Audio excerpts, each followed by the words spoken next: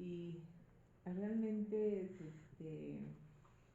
es una consulta bastante frecuente y bueno, les digo, como pediatra a veces es un poco frustrante porque a veces no se llega a un diagnóstico definitivo y bueno, uno ve la desazón en los padres y sobre todo son pacientes que de repente ya han ido a otros médicos, ya y uno les pide los análisis, las ayudas diagnósticas y ellos les dicen pues ya me hicieron y no han encontrado nada, ¿no? Entonces como que no creen y solo piensan de que el dolor abdominal de su hijo pues es originado por una causa orgánica y ellos no saben y no entienden que hay un dolor abdominal crónico de tipo funcional, ¿no? Entonces vamos a tratar al respecto.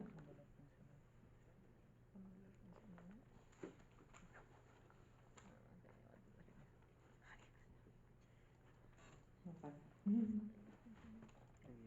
por una causa, Parece que no es tan no da somática, sino esa. que una persona provoca el dolor. Entonces, ¿qué solo funciona? A ver. Sí, parece que el pero no funciona porque acá me pone acá. Pero no. ¿Qué es esto? Pues No, hay puro gilbos del jueves, como dijo antes. Puro gilbos del jueves. Pero no se quiere leer. entonces al finalizar la No, que siempre exposición, que es sábado. nosotros vamos a estar en capacidad de comprender la definición y fisiopatología del dolor abdominal crónico, esquematizar los criterios de Roma 4, establecer los criterios diagnósticos de los trastornos del dolor abdominal funcional que les refería y describir, bueno, brevemente el tratamiento farmacológico y psicológico del dolor abdominal crónico.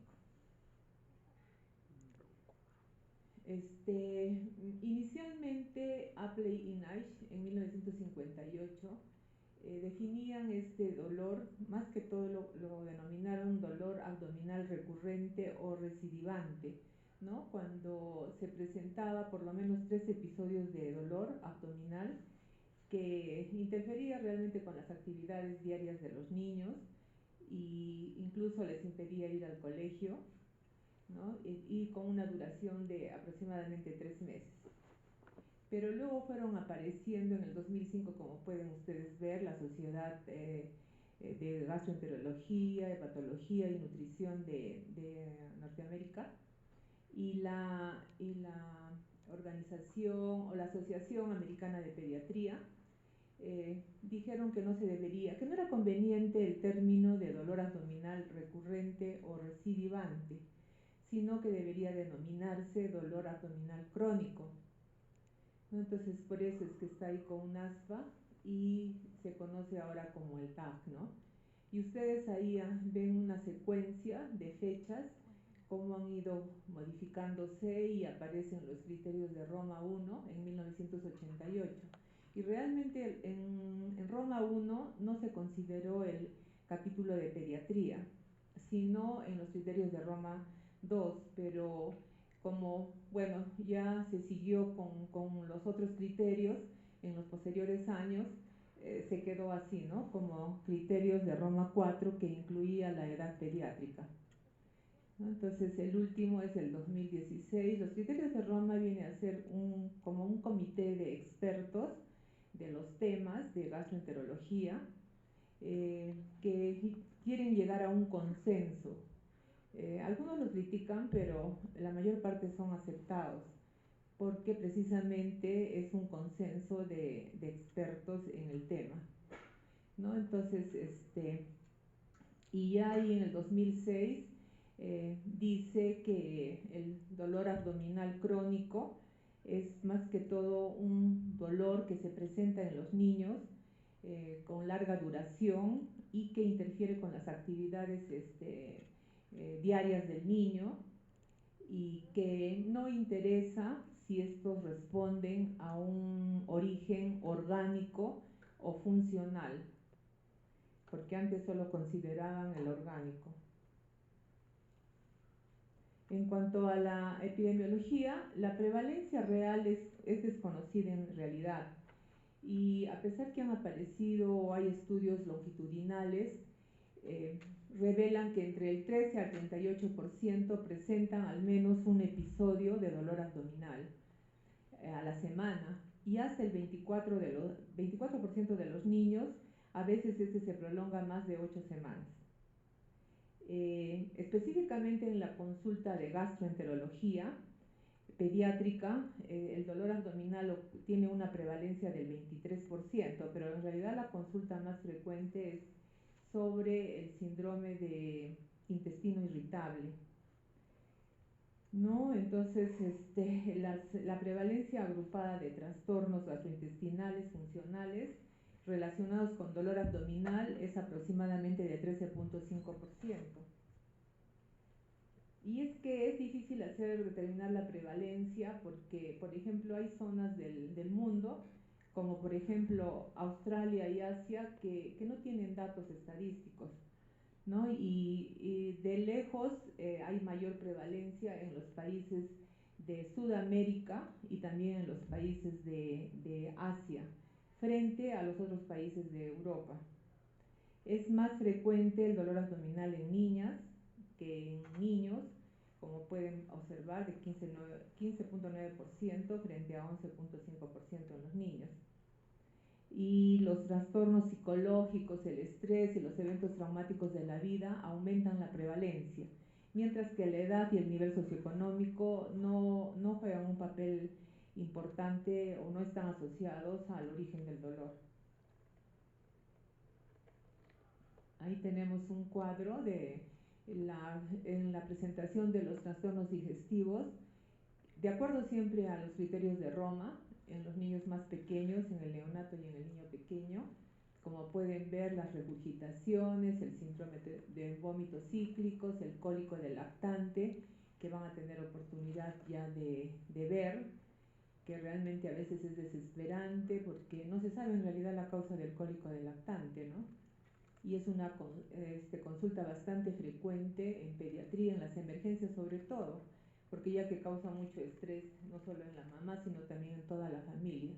Ya ustedes van a ver que vienen los papás, los abuelos, la mamá llorando, el niño llorando. La disquesia. ¿Qué es la disquesia? Es también una consulta bastante frecuente, porque viene la mamá y les dice, desde que ha nacido, al momento de defecar, como que hace esfuerzo, se hincha su cara, se pone rojo y dice está estreñido, pero realmente no es un estreñimiento porque luego de este esfuerzo la deposición sale dentro de lo normal, entonces no es un verdadero estreñimiento. Eso se llama disquesia y se refiere a que puede ser que sea por una todavía inmadurez del sistema digestivo, sobre todo del intestino. Y hay que tranquilizar a la madre de que eso va a ceder, que no se preocupe, que su hijo, a medida que va pasando la edad, va a ir mejorando, no hay tratamiento para eso, solo explicar.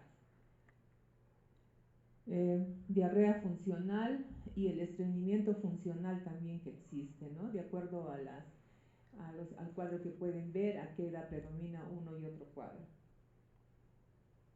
Y acá están los trastornos digestivos funcionales en el niño y en el adolescente.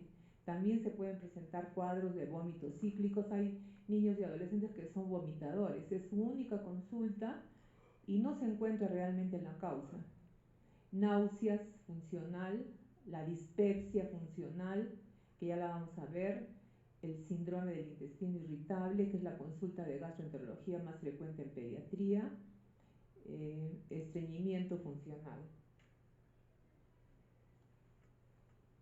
Entonces, las causas que produce este dolor, ¿no? Dolor abdominal crónico, en realidad viene a ser el modelo que más se acepta actualmente es el modelo biopsicosocial, es decir, que entran en juego factores genéticos, factores ambientales, factores psicosociales y que van a originar que se produzca este dolor de tipo funcional. Y como pueden ustedes observar, miren, 85 al 95% de los casos de dolor abdominal crónico corresponden a este tipo funcional y solo el 5 al 15% encontramos una causa orgánica, ¿no? Acá están el modelo biopsicosocial, los factores biológicos, ambientales y los factores psicosociales, ¿no? Y por eso es que esto es tan complejo, porque vamos a ver la fisiopatología, por qué se produce esto. Incluso miren, factores ambientales, por ejemplo, si es que el paciente desde muy pequeño ha sufrido una infección intestinal, una diarrea, el solo hecho de presentar una diarrea ya significa que va a haber un cambio en la microbiota, y eso también puede explicar el dolor abdominal crónico funcional. La dieta, los medicamentos producen la alteración de la microbiota, y la percepción del dolor, que juega un papel importante, ya que estos pacientes como que su umbral del dolor está disminuido. Hay una alteración, luego vamos a ver, del eje cerebro-intestino que provoca que se presente este dolor abdominal crónico, ¿no? Los factores biológicos, genéticos, la sensación de dolor, la motilidad gastrointestinal, la sensibilidad, la inmunidad, todos estos factores biológicos aunados a los factores ambientales que hemos mencionado y los factores psicosociales. Por ejemplo, si hay una familia disfuncional, el nacimiento de un hermano, conflictos entre los padres, o también hay que mencionarlo cuando el niño ya se da cuenta que cuando tiene dolor abdominal los papás dicen no vas al colegio. Bueno, ellos también pueden utilizar eso como una excusa y quedarse en casa. Y cuando no debemos de pensar en que este dolor no obedece, no es de tipo funcional. Existen factores de riesgo que no nos nos alejan de la posibilidad de que este corresponda a dolor abdominal funcional, ¿no? Pueden ustedes ver ahí factores favorecedores o predisponentes, los factores precipitantes, como dijimos, acontecimientos, la pérdida de un familiar cercano o de los padres, los fracasos escolares, la frustración amorosa en el caso de los pacientes adolescentes, maltrato, acoso o violencia escolar. Todos estos son factores que van a desencadenar este dolor en un paciente ya predispuesto, ¿no? Y los factores mantenedores, la ganancia primaria, lo que habíamos mencionado, distorsiones cognitivas, alteraciones perceptivas, factores iatrogénicos, la antigüedad del cuadro y cuando se asocia a una comorbilidad. Entonces, ahí tenemos la fisiopatología, ¿no? Como mencionamos, al producirse esta alteración del eje cerebro-intestino, se desencadena una hiperalgesia visceral debido a una reactividad intestinal, y eso hace que haya una disminución del umbral del dolor en estos pacientes, ¿no? Y porque se producen cambios tan importantes dentro de la presión intraluminal que hasta los movimientos fisiológicos del intestino son percibidos por estos pacientes como dolor abdominal, ¿no? Hay una hiperalgesia visceral.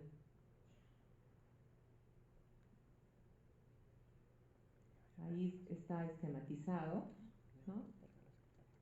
La difusión del eje cerebro-intestino, la hiperalgesia visceral, entonces con factores psicosociales como el estrés, la tolerancia al dolor, el estado psicológico. Esta disfunción va a llevar a una hiperalgesia visceral y va a provocarse los síntomas digestivos, el dolor, ¿no? Entonces, también los factores genéticos, ambientales, lo que les mencionaba de la alteración de la microbiota intestinal, que puede ser desencadenada por cuadros infecciosos, las alergias alimentarias, alergia a la proteína de la leche, por ejemplo, las enfermedades inflamatorias primarias y también cuando se utilizan algunos medicamentos, las visitas médicas o la calidad de vida. Todo eso hace que se provoque esta alteración o disfunción del eje cerebro-intestino. Entonces, ahí tenemos que el dolor abdominal obedece a causas orgánicas y causas funcionales.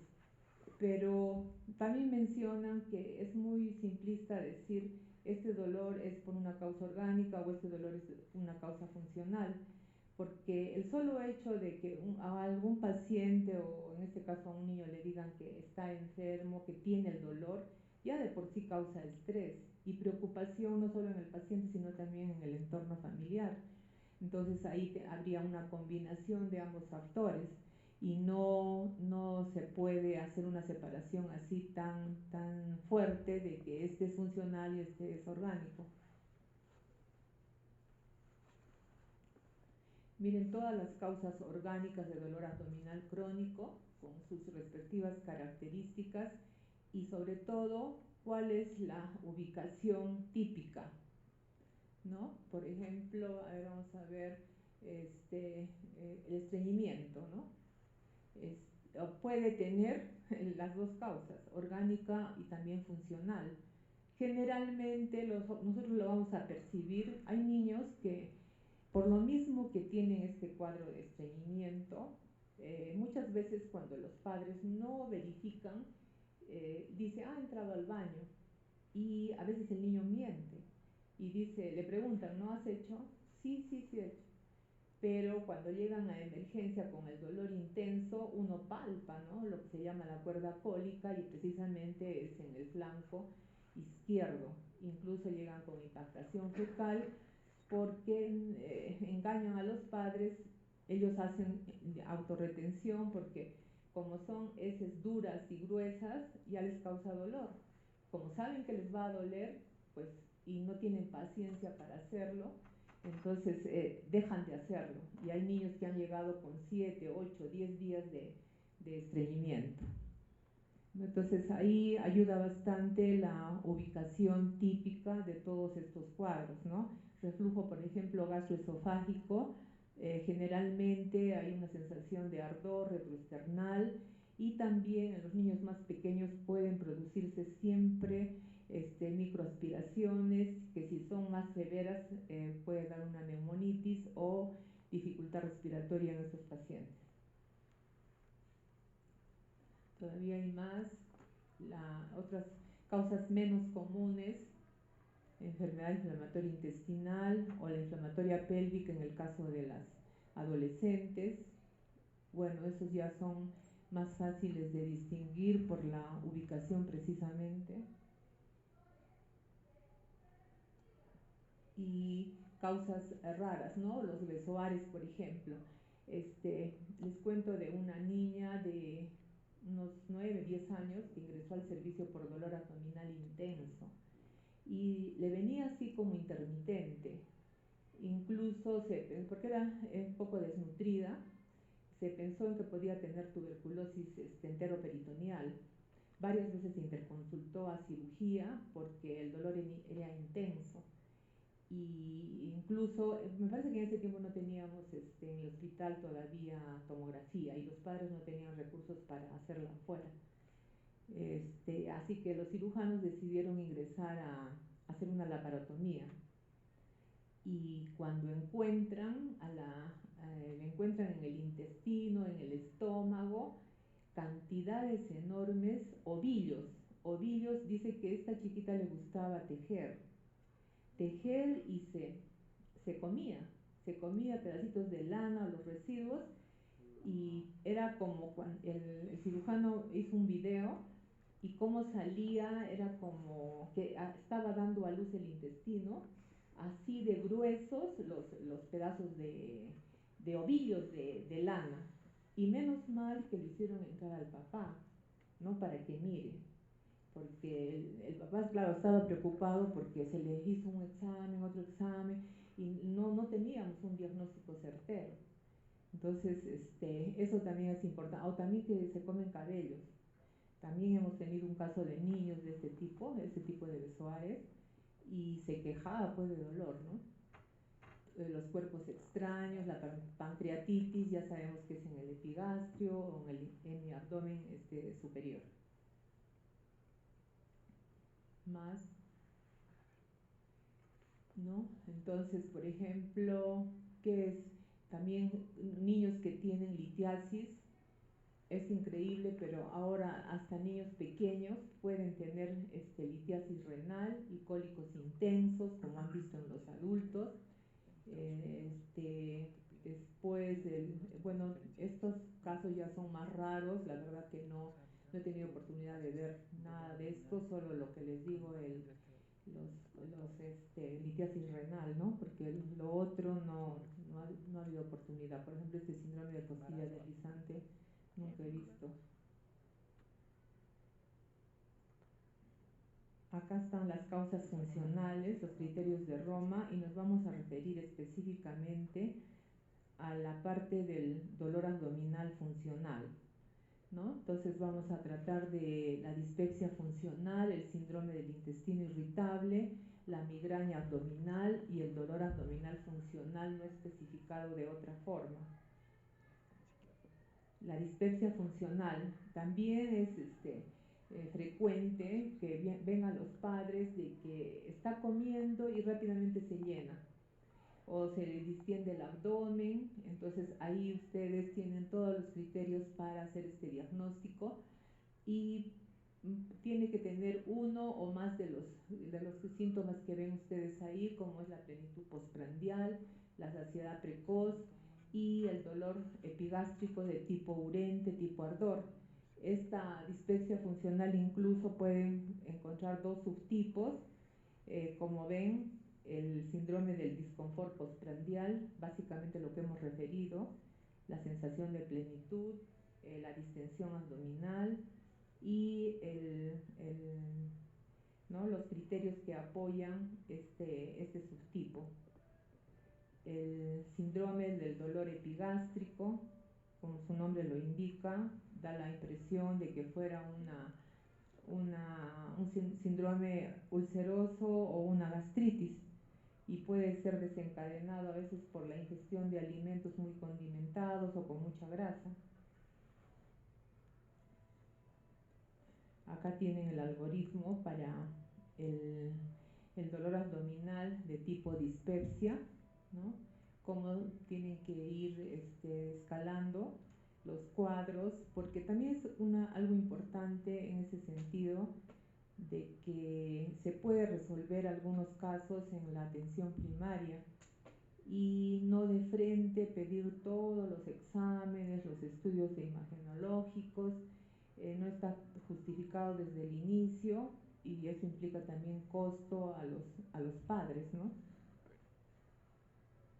El síndrome del intestino irritable, que es lo más frecuente, por lo menos algunos o todos los criterios, al menos 2 meses de duración, ¿no? Dolor abdominal, al menos 4 días al mes, y puede estar asociado a alguno de estos trastornos. Puede estar relacionado con la defecación, cambio en la frecuencia de las deposiciones, también en la forma de las mismas, y en niños con estreñimiento. Ahora, el síndrome del intestino irritable no solo se refiere a que está asociado a diarrea, también este síndrome puede estar asociado a estreñimiento, ¿no? Y a veces los síntomas no desaparecen solucionando el problema del estreñimiento.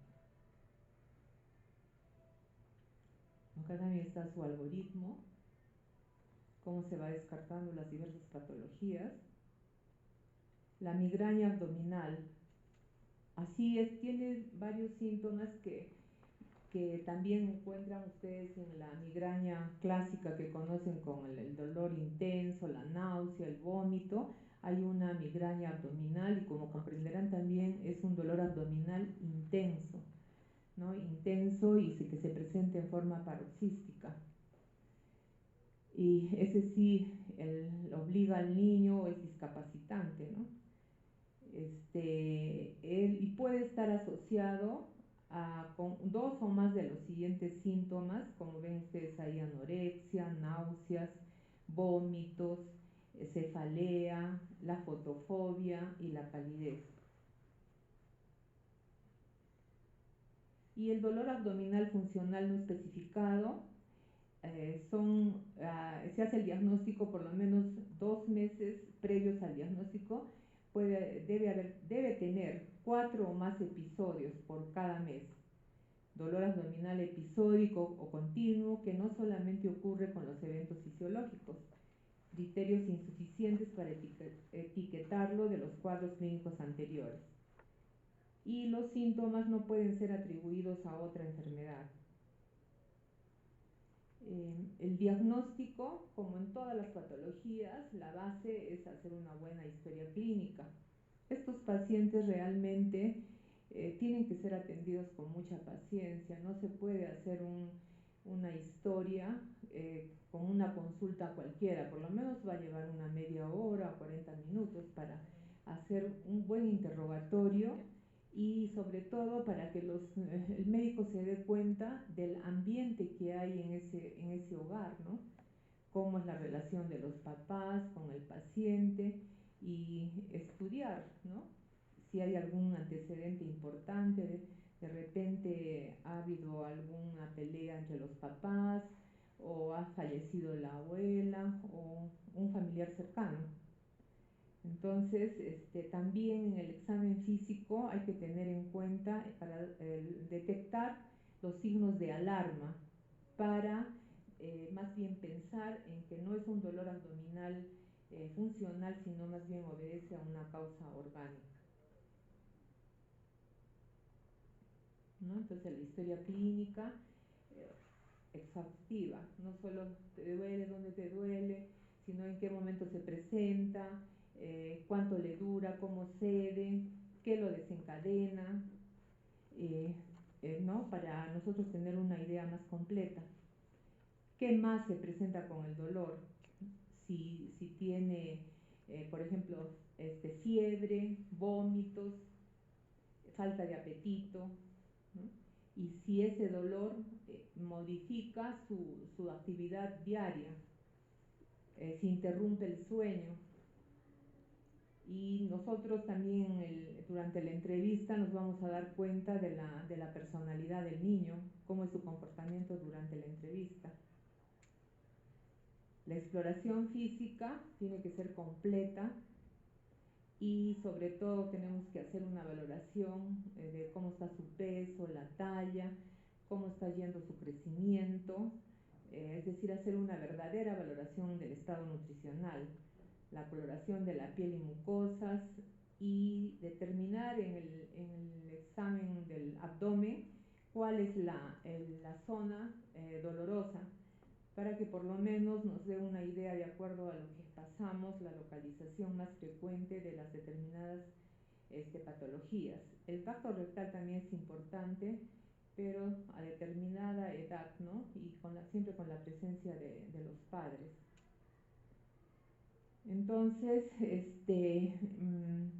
si nosotros después de esta entrevista sospechamos que más bien es un dolor de tipo funcional, no hay necesidad de hacer exámenes, a veces también porque los padres exigen, ¿no? Pero no le va a pedir una ecografía, sobre todo en la práctica privada. Ellos exigen incluso por ellos que les hagan una tomografía, una resonancia magnética. De la primera consulta ya están exigiendo esto, pero no es así tampoco, ¿no? Ya si uno sospecha de una patología orgánica, por supuesto que eso va a estar orientado a hacer el diagnóstico mediante la ayuda del laboratorio o de imágenes, determinada patología. Y ya mencionamos algo de que cuáles son los signos de alarma para pensar más bien en una patología de origen orgánico y no funcional, ¿no? En la historia clínica. Bueno, algunos autores esto no lo consideran el dolor que despierta por la noche, ya no lo consideran como un signo de alarma. Irradiación del dolor a la espalda, el tórax, la disfagia, los vómitos, el sangrado gastrointestinal, el síndrome miccional, el retraso puberal, la diarrea nocturna, artritis.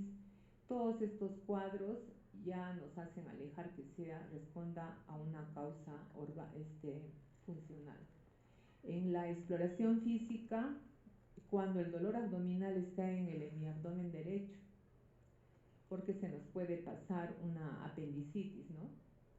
O alteraciones perianales, la presencia de hepatosplenomegalia, cuando hay distensión abdominal, o si palpamos masas abdominales, o la pérdida de peso también es un signo de alarma.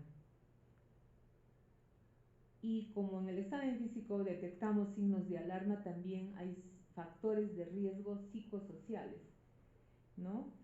Que tienen que incidir bastante en el dolor abdominal, como son, por ejemplo, la asociación del inicio, la gravedad, exacerbación o persistencia del dolor con factores psicológicos. Lo que les mencionaba, la consulta frecuente a diferentes médicos, el ausentismo escolar, problemas de aprendizaje. Se ha visto, por ejemplo, que estos niños tienen una personalidad, son de carácter tímido, introvertido, perfeccionistas. Si les sale algo mal, todo su órgano blanco es el dolor abdominal. Entonces eso también lo vamos descubriendo durante la entrevista, ¿no? O también podemos tener pacientes que tengan una comorbilidad psiquiátrica o que tengan familiares con trastornos somatomorfos, ¿no? Entonces, también refuerzo familiar del síntoma. Hay padres que llevan a la consulta, ¿por qué lo trae? Por dolor abdominal. Y, a ver, lo dejas en observación para ver, ¿no? Pero notas que la mamá a cada minuto le está diciendo, ¿te sigue doliendo? ¿Te duele? Pero no lo deja en paz. ¿Le sigue doliendo, doctora? Que ya le pones un analgésico y el chiquito está tranquilo, pero la mamá está. Pero en la casa no vas a decir que te duele. ¿Te sigue doliendo? Y repiten lo mismo. Y estos exámenes son los que se recomiendan, digamos, cuando estamos por ejemplo, en un centro de salud, ¿no? Donde se da la atención primaria. Ahora que, bueno, no sé si cuando ustedes lleguen al internado todavía va a estar vigente ese decreto que tienen que hacerlo en los centros de salud. Tienen que hacer una rotación ahí. Pero, por ejemplo, ¿no? Dolor abdominal, cuando estamos para descartar una dispepsia funcional, los básicos que pueden pedir, el hemograma, velocidad de sedimentación globular, PCR, bioquímica básica, ¿no? Amilasa, lipasa, sangre oculta en heces. Y cuando hay dolor abdominal no dispéptico, entonces repiten los mismos, pero agregan sedimento de orina, parásitos en heces, sangre oculta en heces. La radiografía de abdomen y la ecografía abdominal también tienen sus restricciones. Dice que la ecografía no debemos pedirla de primera intención, sino hasta ver el resultado y la evolución de los del cuadro clínico. Esto ya es más específico, que ya lo solicita el gastroenterólogo pediatra. Y nosotros en la ciudad tenemos, ustedes han rotado también por pediatras que son gastroenterólogos, y ya cuando uno ve que ya no da más para el tratamiento del dolor abdominal, lo que hacemos es hacer una referencia al subespecialista, en este caso a gastroenterología pediátrica, y como pueden ver ustedes ya son estudios más especializados, ¿no? Como ya endoscopía, la ecografía misma, por ejemplo, si hay un estreñimiento, si este paciente tiene un megacolon, el enema con sustancia de contraste, o cuando hay intolerancia a la lactosa, el test de hidrógeno expirado, son ya pruebas que son más específicas del especialista. Acá es el dolor abdominal crónico, el algoritmo. Y algunas palabras en relación a que el dolor abdominal crónico asociado al Helicobacter pylori, por ejemplo, ¿no? En realidad no se puede decir que hay una causa-efecto. No es como en el adulto. Las sociedades que les he mencionado anteriormente, de gastroenterología americana, la Asociación Americana de Pediatría, desaconsejan que se inicie tratamiento empírico solo haciendo las pruebas, por ejemplo, serológicas, no invasivas al paciente. Si uno le encuentra, por ejemplo, una serología positiva para Helicobacter pylori, eso no significa, estaría mal actuando si le da tratamiento. Ustedes saben que el tratamiento del Helicobacter para erradicarlo es a veces hasta con 3, 4 drogas, ¿no? Y se hace mal dando el tratamiento desde a los niños más pequeños, porque lo único que se consigue es que se puedan reinfectar y entonces van a requerir dosis más altas y lo que es peor, la resistencia. Incluso mencionan que si, por ejemplo, uno encuentra que hay una resistencia a la claritromicina más del 15%, ya no puede seguir utilizando este medicamento. Entonces, en los niños hay que ir con mucha cautela cuando se hace una positividad para el Helicobacter pylori. Estos pacientes, ¿y cuándo sí se debe dar el tratamiento? Cuando se realiza una endoscopía y se toma una biopsia del antro gástrico, ¿no? Y se manda eso al cultivo. Y entonces ahí nos van a hacer el antibiograma y vamos a dar un tratamiento sí bien específico. Entonces el tratamiento va a depender, ¿no?, de que si es orgánico o funcional. Si es orgánico, pues va a estar dirigido a la patología que hemos hecho el diagnóstico. El dolor abdominal crónico funcional es hasta donde se pueda ver la calidad de vida del paciente, normalizar, ¿no? Y eso se tiene que explicar también a los padres. No hay un tratamiento definitivo, no es que el niño no va a dejar de tener el dolor abdominal, no es como cuando hay un dolor abdominal orgánico, que le das el tratamiento y tiene que solucionarse. Esto es bastante difícil y y lo que también ayuda es que ganemos la confianza de los padres y del paciente, que realmente le creemos y le debemos de creer que le duele. Por la explicación que hemos dado, le duele al niño realmente. Entonces, porque si vamos a decirles de frente, no, él se está haciendo, no le duele y para no ir al colegio dice que le duele, no, sería una conducta errada, ¿no? Entonces, y en cuanto al tratamiento, pues no hay nada definitivo, porque no es como hacer un diagnóstico orgánico y dar las medidas correspondientes. No hay evidencias así certeras de que haciendo restricciones dietéticas, por ejemplo, dando medicamentos, se pueda solucionar este dolor abdominal crónico. Hay un tratamiento farmacológico y no farmacológico, ¿no? A veces se dice, se hace restricción de la lactosa, la fructosa.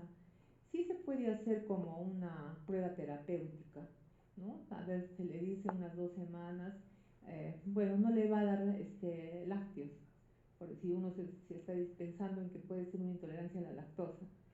Y digamos, se mejora el paciente. Pero, a ver, dele otra vez el lácteo y vuelve el dolor. Entonces, no ha funcionado nuestra restricción de lactosa. Igual sucede con la fructosa, ¿no? Pero sí, lo que sí se debe evitar son las comidas con mucho componente graso, de preservantes, la comida esta chatarra llamada. Eso sí va a aumentar el dolor.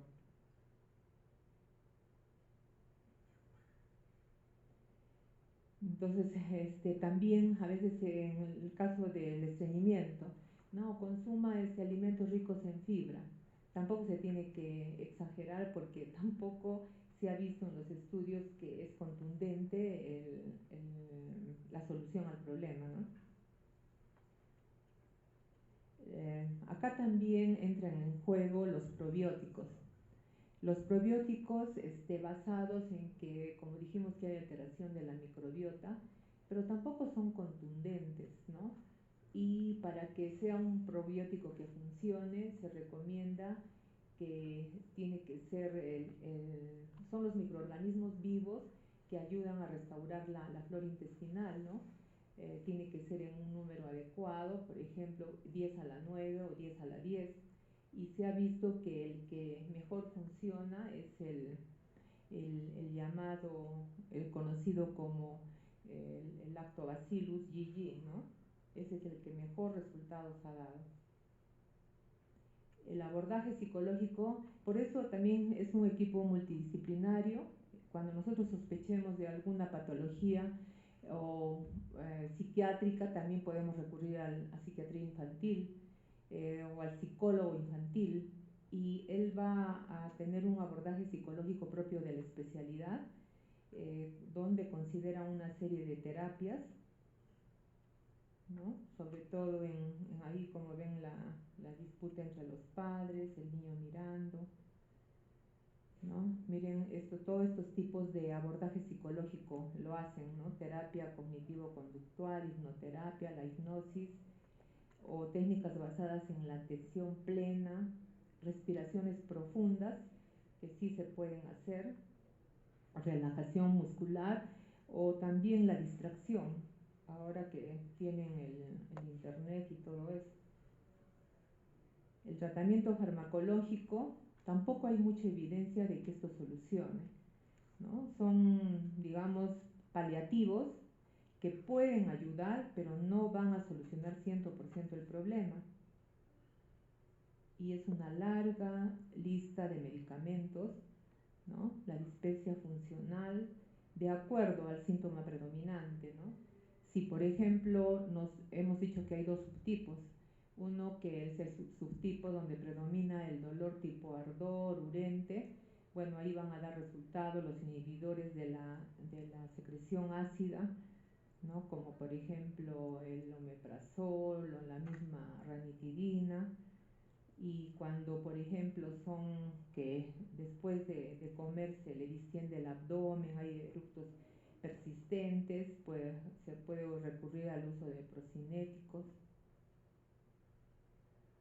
¿no? Acá están las dosis, pueden repasar si quieren. En la migraña abdominal, el tratamiento es muy parecido al de la migraña clásica, que de repente han tenido oportunidad de verla, ¿no? Entonces, se puede utilizar ahí el propanolol. Se ha obtenido buenos resultados con la ciproheptadina, hasta antidepresivos se puede utilizar. Bueno, esto ya es cosa de especialistas, ¿no? El tratamiento farmacológico.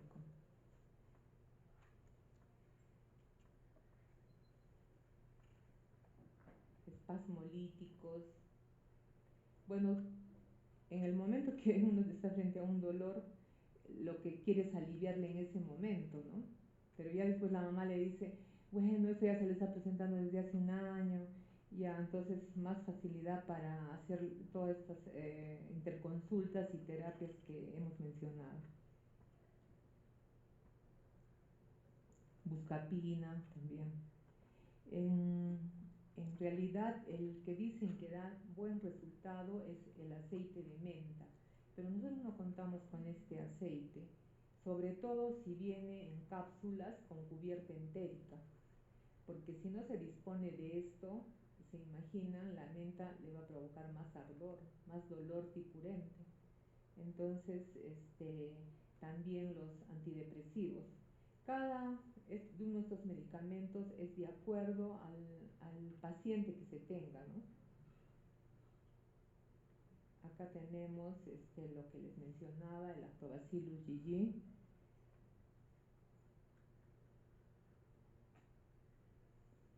Y bueno, ya lo estoy cansado.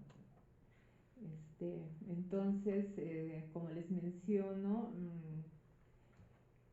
Es difícil el tratamiento de estos pacientes y a veces uno se ve frustrado y lo ve en la expresión de los padres, ¿no? Como que te dicen, eh, pero ya he consultado a 3, 4 médicos y todos me dicen lo mismo, me piden los mismos exámenes.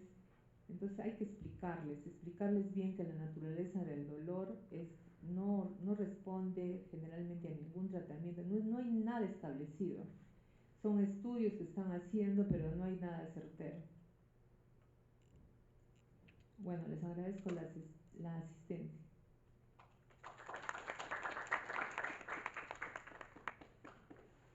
Bueno, ¿cuándo van a dar examen?